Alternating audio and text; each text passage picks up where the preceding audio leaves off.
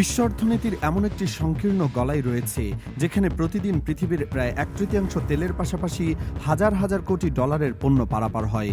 এই জলপথটি এতটাই সংবেদনশীল যে সামান্যতম কোনো অশান্তি হলে পুরো বিশ্বের মানুষের নিত্যপণ্যের দাম আকাশছোঁয়া হয়ে যায়। কিন্তু সম্প্রতি এমন একটি গোপন তথ্য বেরিয়ে এসেছে যা শুধু এই সংকীর্ণ পথের ভয় কাটিয়ে দিচ্ছে না, বরং বিশ্ব বাণিজ্যের পুরো মানচিত্রে পাল্টে দেওয়ার মতো সামর্থ্য রাখে। কল্পনা করুন তো, সমুদ্রের বুক চিরে আসা একটি বিশাল পণ্যবাহী জাহাজ হঠাৎ করে সমুদ্র ছেড়ে মরুভূমির রাস্তা ধরে 2000 কিলোমিটার পথ পাড়ি দিচ্ছে। এটি কোনো কল্পবিজ্ঞানের গল্প নয়, বরং এখন থেকে এটি হবে ইউরোপ থেকে মধ্যপ্রাচ্যে পণ্য পৌঁছানোর নতুন বাস্তবতা।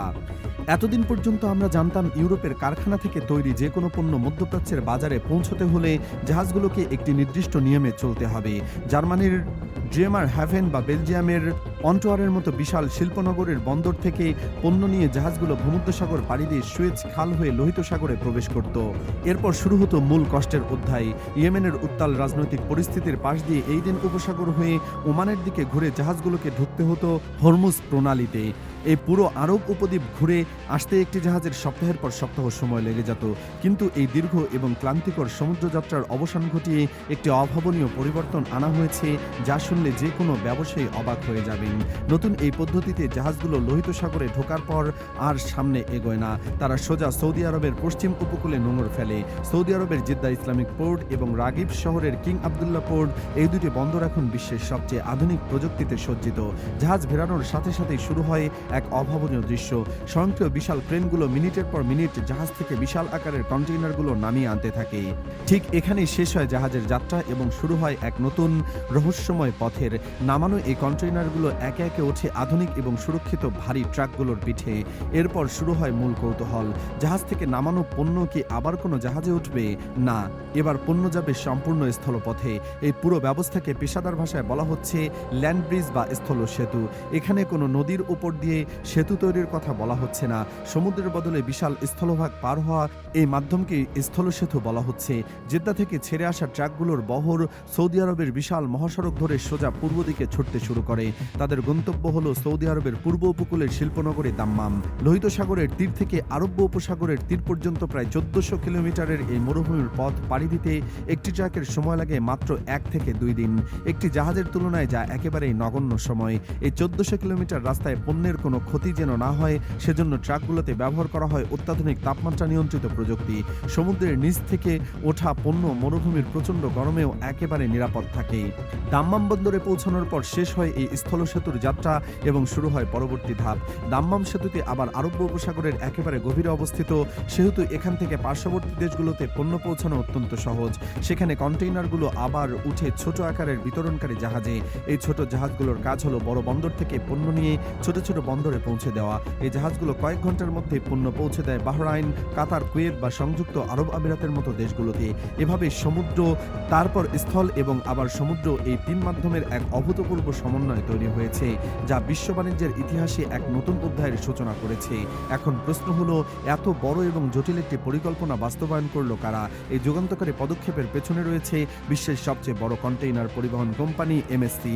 তারা অত্যন্ত গভীরভাবে বুঝতে পেরেছিল যে হরমুজ প্রণালীর মতো অতিরিক্ত ব্যস্ত এবং ভূরাজনৈতিকভাবে সংবেদনশীল একটি পথ দিয়ে পণ্য পাঠানোর মধ্যে যে ঝুঁকি এবং সময়ের অপচয় রয়েছে তা দীর্ঘমেয়াদে তাদের ব্যবসার জন্য ক্ষতিকর হয়ে দাঁড়াবে।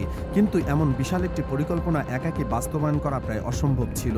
ঠিক এই মুহূর্তে এগিয়ে আসে সৌদি আরব।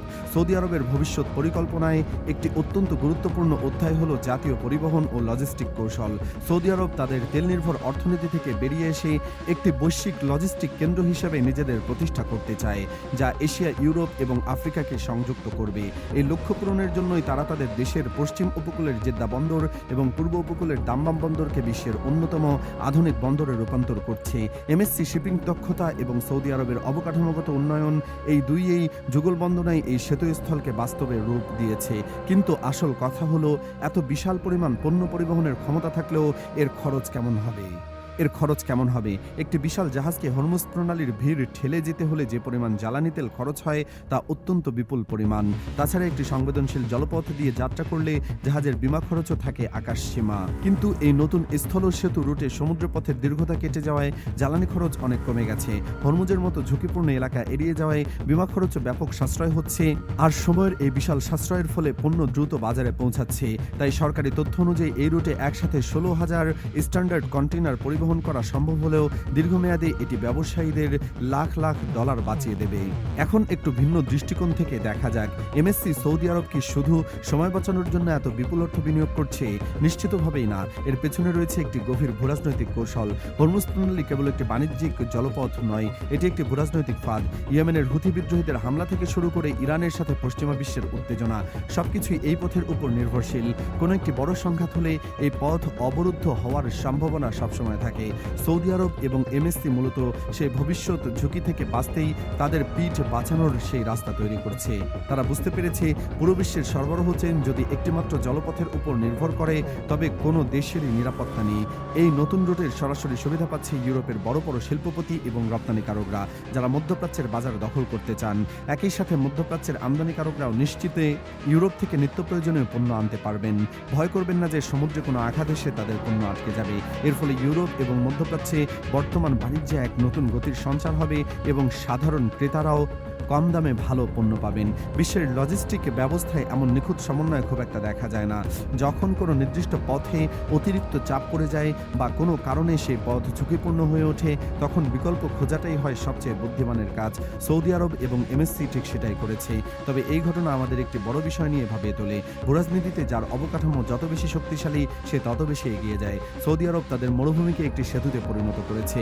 আমাদের মতো নদীমাতৃক দেশ, যার অবস্থান নিজেই অত্যন্ত কৌশলগত, আমরা কি কখনো আমাদের ভৌগোলিক অবস্থানকে কাজে লাগিয়ে এমন কোনো আঞ্চলিক বা বৈশ্বিক সংযোগ তৈরি করার কথা ভেবেছি?